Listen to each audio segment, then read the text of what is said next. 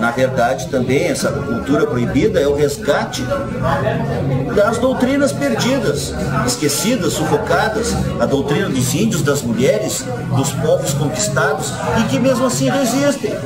Os magos, existe coisa mais perseguida do que a magia? E, no entanto, hoje em dia, em toda parte tu vê gente se intitulando, em geral, com finalidades comerciais bem definidas, se intitulando mago, não sei o quê. E, no entanto, existem magos. E sim, claro, os magos de verdade ganham dinheiro. Mas os que fazem mais sucesso são os mais fracos. Mas eles ganham mais dinheiro falsos. com magia?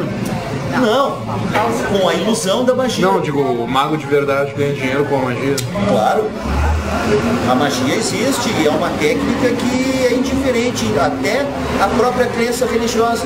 É uma técnica tão poderosa que ela pode prescindir do contato com deuses e demônios. É uma técnica de manipulação da energia e do pensamento e das emoções em vetores organizados em símbolos, em geral símbolos gráficos, pedras, cristais, plantas, simbologia numérica, velas e mãos, gestos, palavras, comportamentos, e tudo isso cria uma forma, pensamento, um mecanismo, uma entidade, se preferirmos, que vai exercer os efeitos procurados.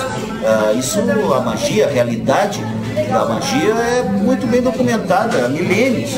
Não existe povo no mundo que não tenha os seus feiticeiros, seus magos, seus pajés, suas curandeiras, suas sacerdotisas, pitonisas. Tanto é que se todo antropólogo vai estudar e vai reconhecer a idade de um povo através de um pajé, através da indumentária daquele fóssil, ou daquela múmia, ou daquela... Tudo é documentado. Quem faz a antropologia, isso já foi documentado através da religião. Então isso é da década de não sei quantos anos antes de Cristo, ou alguma coisa assim. Claro. Tudo é através da religião, da magia, ou da indumentária que é aquela... Uma perspectiva antropológica. Isso, sempre. Isso aí Só um pausezinho.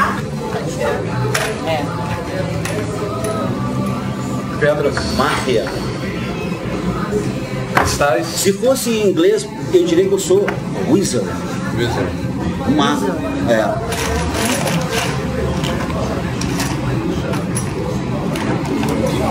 Aqui eu tenho para todos os efeitos. Tem pedras para todos os fins. Para falar com os anjos, com os demônios, para evitar que os demônios apareçam. Aí como é isso que eu ia te perguntar, tá? A parte assim, em relação à filosofia, como é que tu sabe de tal coisa? E aliás, já botando em conexão a parte da oposição do ocultismo com a neurociência. Ou seja, a neurociência, né, um neurólogo, vai dizer tal coisa, isso é um efeito do cérebro. E um ocultista ele vai dizer, não, isso não é um efeito do cérebro, ou isso é um efeito do cérebro, mas mesmo assim é certo. Acontece tal coisa no cérebro ao mesmo tempo. Entende? Exatamente. Tem efeitos no cérebro em relação a sonhos e viagens astrais. Percepções em geral. Só que o neurocientista ele vai dizer isso se reduz somente a efeitos cerebrais. Efeitos de memória. Efeitos de memória, né? E aí um místico pode dizer, não, tem coisas além do cérebro, ou não, é do cérebro, mas mesmo assim faz parte de todo esse processo. Né? Então essa oposição, ocultismo versus neurociência. Na verdade, assim, primeiro, eu não sou exatamente um ocultista. Esse é um conceito um pouco ultrapassado, porque hoje em dia a gente grita do alto dos telhados aquilo que antigamente se sussurrava de boca a ouvido. É tempo de revelação e nada deve ficar oculto. A doutrina dos magos da magia do caos, a qual eu me filio, e espontaneamente também, não quer dizer que eu seja membro de coisa nenhuma, Mas existem pensadores dessa corrente nova que postulam que a magia é a liberdade perfeita do ser.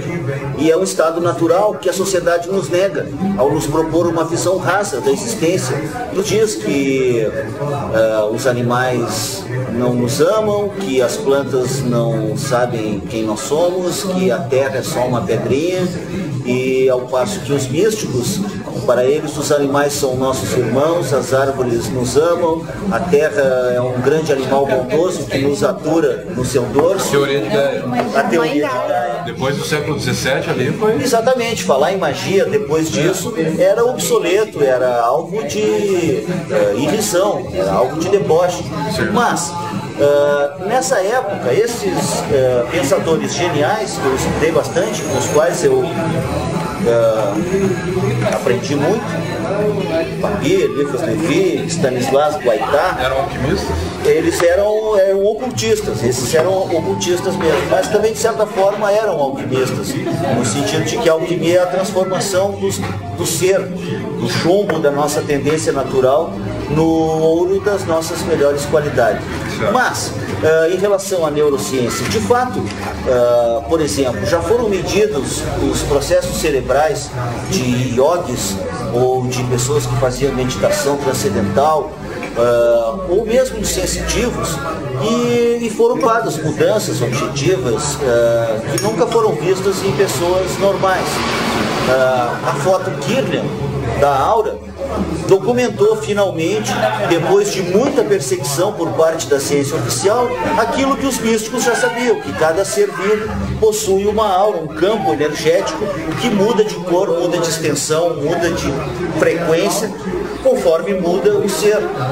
Se a gente tirar a foto... Conforme onde tu está inserido também, porque como ele vai tendo pressuposto que é um campo eletromagnético, dependendo de como tu tá, alguém está do teu lado, tu acaba sofrendo interferência também, né? Sim, também isso, Feng Shui ou Feng Shui, também representa os campos de água subterrâneos, alteram. Não, mas eu falava de uma coisa mais perturbadora ainda, que tu tira foto de uma pessoa deprimida, a aura aparece de um jeito linguado, cinzento, cheio de buraco. Aí tu tira a foto dessa mesma pessoa, meses depois, quando ela está apaixonada, digamos, e a aura sai toda cor-de-rosa, bonitos cristais. Pra mim?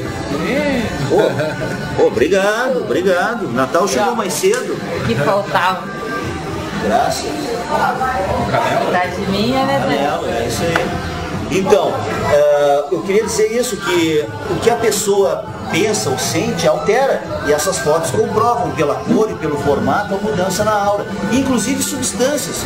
Tiraram a foto da aura de pessoas que tinham bebido álcool, bebido café, comido carne, fumado maconha, cheirado cocaína, tomado ácido, e todas as auras apresentavam uma mudança específica que se repetiu em outros padrões. Então, finalmente a ciência pôde se render, porque a ciência não é humilde. E nós, magos, aliás, a ciência ela já parte do pressuposto de que eu estou acreditando dogmaticamente naquelas evidências, né? Isso, Ela não questiona também. Veja bem, eu não renego o método científico. E o método científico tem a sua validade. E, por exemplo, nem todos os místicos desconhecem a navalha de Ockham. Conhece a navalha de Ockham, claro. Como é que é?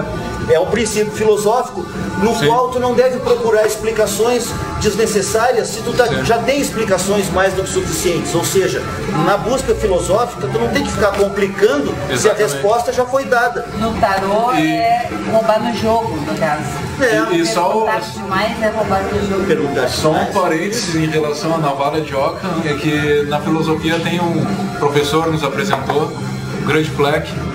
Ele diz o seguinte, né, que a navalha de Ockham se resume a uma paródia de Shakespeare. Shakespeare vai dizer que existem mais coisas entre o céu e a terra do que considera a nossa boa filosofia.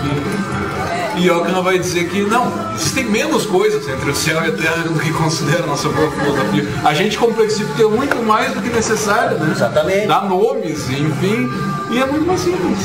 Mas o fato é que muitas vezes os místicos são acusados de ficar procurando complicações, mas na verdade é aquilo que eu disse. A cultura proibida nos mostra que tudo que parece familiar e conhecido, ao ser visto de muito perto, se torna estranho e muitas vezes até ameaçador. Então, a vida e o mistério existem por si só, e mesmo com a nossa navalha da razão, a gente percebe que o mistério existe. E aí a gente volta à neurociência. Por exemplo, tudo bem, os escâneres, as tomografias demonstraram que os místicos, os yogis, os videntes, os magos têm um processo cerebral diferente. Não me surpreende. Mas o que eu queria era... Exatamente. Eu queria ver se um cientista visse o impossível ocorrer diante dos seus olhos.